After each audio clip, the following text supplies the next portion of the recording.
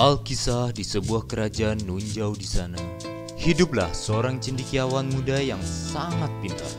Ilmu matematika, ilmu biologi, ilmu ekonomi, bahkan ilmu perbintangan semua dikuasainya.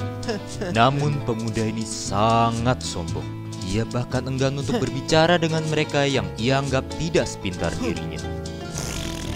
Sampai suatu hari, ketika ia berjalan di tengah kota, tiba-tiba ia pun untuk pertama kalinya melihat sang putri raja yang sangat cantik. Dan saat itu juga ia langsung jatuh hati.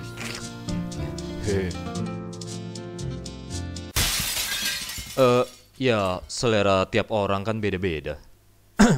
Singkat cerita, sang pemuda pun lalu dengan penuh percaya diri menghadap Baginda Raja untuk meminang Tuan Putri.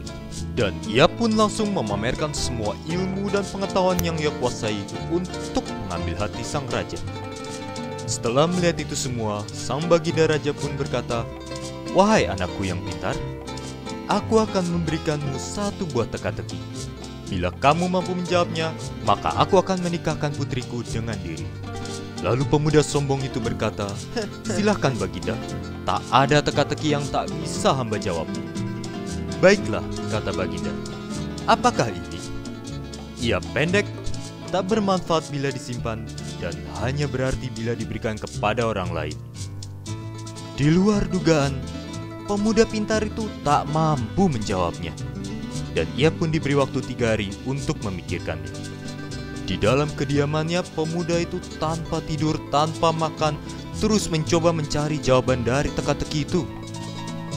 Namun siang berganti malam, malam berganti siang, dan tanpa terasa 3 hari telah berlalu.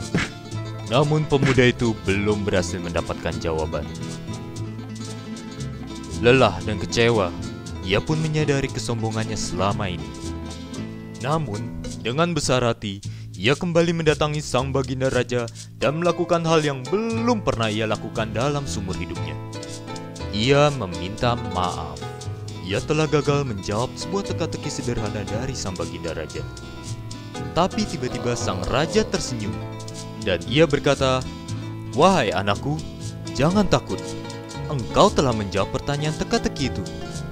Hal yang kumaksud adalah kata maaf. Karena kata maaf yang pendek itu hanya bermakna apabila diucapkan atau diberikan kepada orang lain." Kini setelah sang pemuda itu telah menyadari seluruh kesalahannya, Tuan Baginda Raja pun menikahkan sang Tuan Putri dengan dirinya dan mereka berdua hidup bahagia selama-lamanya. Selamat Idul Fitri, mohon maaf lahir dan batin.